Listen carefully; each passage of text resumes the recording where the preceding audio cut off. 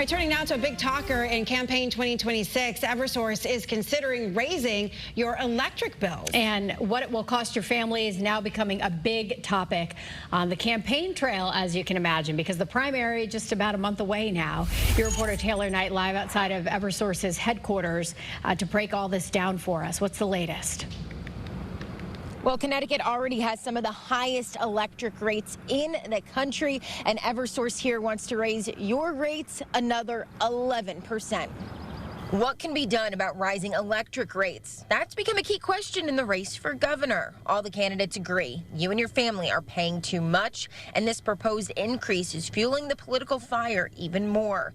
The candidates running for governor are all saying they have a plan to bring some relief. The Republican candidate for governor, Ryan Fazio, says state regulators need to be tougher right now and going forward.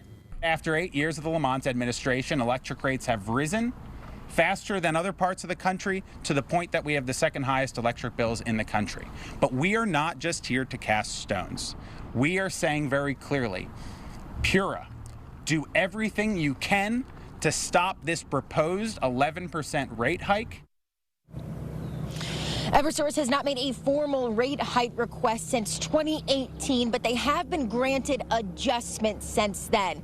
Before this rate hike can go into effect, Pura would have to approve it. Your reporter live in Berlin, Taylor Knight, Channel 3 Eyewitness News.